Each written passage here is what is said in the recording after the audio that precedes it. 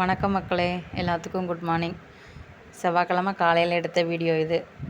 காலையில் வெள்ளைப்பூடு குழம்பு தான் இன்றைக்கி வைக்கலான்னு பிளான் பண்ணி நைட்டே வெள்ளைப்பூடெல்லாம் உரித்து வச்சாச்சு. நைட்டு கொஞ்சம் வேலைகளை பார்த்து வச்சிட்டோம் அப்படின்னா காலையில் கொஞ்சம் ரிலாக்ஸாக வேலை பார்க்கலாம். காலையில் இல்லைன்னா பிள்ளைங்களை கிளப்புற அவசரத்தில் டென்ஷன் ஆகணும். அதில் வேறு எங்கள் ஊரில் ஒரு நாள் விட்டு ஒரு நாள் நல்ல தண்ணி வரும். அப்போ அந்த நல்ல தண்ணி வரும்போதும் தண்ணி எடுக்கணும். போர் சில நேரம் வேலை செய்யாது. அதனால் கொஞ்சம் டென்ஷன் ஆகும். புளியை காலையில் வந்த உடனே புளி ஊற போடவே கூடாது. புளியை தொடவே கூடாது. புளியை காலையில் வந்தோடனே தொட்டோம் அப்படின்னா அது வீட்டுக்கு தரித்திரம் தான். அதனால் யாருமே அடுப்படிக்குள்ளே போன உடனே ஃபஸ்ட்டு புளியை தொடவே தொடாதீங்க. உப்பு கல்லுப்பு தொடுங்க. குழம்பு வெள்ளைப்பூடு குழம்பு ரெடி ஆயிடுச்சு. வெங்காயம், வெள்ளைப்பூடு, தக்காளி, பச்சை மிளகாய் எல்லாத்தையும் வதக்கி விட்டு வீட்டு மசால் பொடி போட்டு உப்பு போட்டு கொதிக்க விட்டாச்சு. புடலங்காய் கட் பண்ணிடுவோம் அப்படின்னு புடலங்காயை சீவி கட் பண்ணியாச்சு. உள்ளே இருக்கிறதெல்லாம் எடுத்துட்டா புடலங்காய் அப்படியே கொஞ்சம் ஆயிடுது. அப்படியே வதக்கி விட்டோடனே ரொம்ப கொஞ்சம் ஆயிடுது. புடலங்காயை மட்டும் அப்படியே வதக்கினோடனே கொஞ்சம் ஆயிடுது. ஓகே, மதியானம் ஒரு டயத்துக்கு தானே, காலையில் எப்படின்னு டிஃபன் தான். அப்போ மதியானத்துக்கு மட்டும் தானே, போதும், சரியாக போயிடும். கட் பண்ணி பொரிச்சுக்கலாம். புளியை ஊற்றியாச்சு. பூண்டு குழம்பு அது பாட்டு கொதிச்சிட்ருக்கட்டும். கொதிச்சிட்ருக்கும் போதே எந்த ஒரு புளி குழம்புக்குமே கொஞ்சம் நல்லெண்ணெய் ஊற்றினோம்னா இன்னும் கொஞ்சம் டேஸ்ட்டு கூடுதலாக இருக்கும்.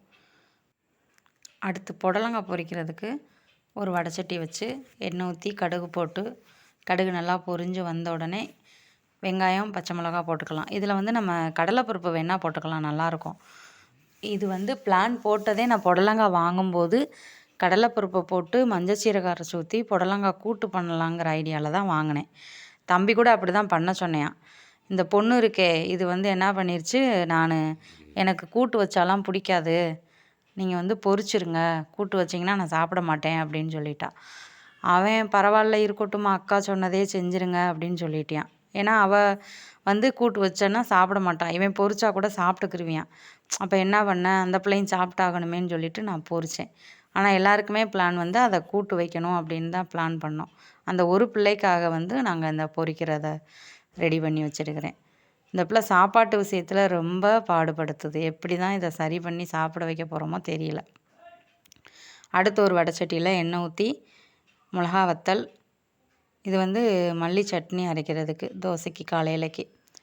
மல்லி இலை கொஞ்சம் நிறையா இருந்துச்சு. அதனால் ஆஞ்சு வச்சாச்சு. நைட்டேவும் ஆஞ்சு வச்சிட்டோம்னா காலையில் நம்ம வாட்டுக்கு சட்னி வச்சுக்கலாம் அப்படின்னு சொல்லிட்டு மல்லி இலையை ஃபுல்லாக க்ளீனாக சுத்தம் பண்ணி ஆஞ்சு வச்சு வதக்கியாச்சு.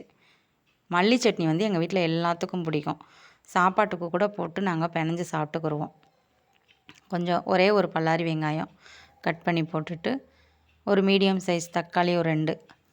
இது நாங்கள் சாப்பாட்டுக்கு இருந்தாலுமே சாப்பிட்டுக்குருவோம். அதனால் மிச்சமாயிருங்கிற பயமே இல்லை. எவ்வளோ வேணாலும் வச்சுக்கலாம். அதனால் கொஞ்சமாக வெள்ளைப்பூடு, இஞ்சி போட்டு அரைச்சாச்சு. புடலங்காவும் கொஞ்சம் தேங்காய் பூ போட்டு பொரியலுக்கு கொஞ்சம் தேங்காய் பூ போட்டால் நல்லாயிருக்கும். அதனால் தேங்காய் பூ போட்டு எடுத்தாச்சு. பொரியலும் ரெடி, சட்னியும் ரெடி. தோசை ஊற்றி இன்னும் காலை சாப்பாடை முடிச்சுட்டு பிள்ளைங்களை அனுப்புகிற வேலை தான். இன்னும் டிஃபன் பாக்ஸுக்கு சாப்பாடு வச்சுட்டு வாட்ரு பாட்டிலுக்கான தண்ணி பிடிச்சி வச்சாச்சு. டிஃபன் பாக்ஸுக்கு சாப்பாடு வைக்கிறதுலேயும் குத்தம் தான் வரும். நிறையா வச்சுட்டீங்க, குழம்பு நிறையா ஊற்றிட்டீங்கன்னு. என்ன செய்ய, எப்படினாலும் வச்சு விடுவோன்னு வச்சு விட்றது. நம்ம கொஞ்சம் ஒரு வாய் கூட இருக்கிற மாதிரி வச்சு விட்டோம்னா கூட அவங்க ஒரு 4-5 வாய் மிச்சம் இருக்கிற மாதிரி கொண்டு வந்துடுறது.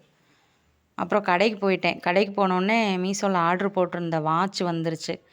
ஆர்ட்ரு போடும்போதே சொன்னாங்க, நீ எதனாலும் மீஷோவில் ஆர்ட்ரு போடாத, எல்லாத்தையும் ஆர்ட்ரு போட்டுகிட்டே இருக்க, பொருள் எப்படி இருக்க போதோ என்னமோன்னு.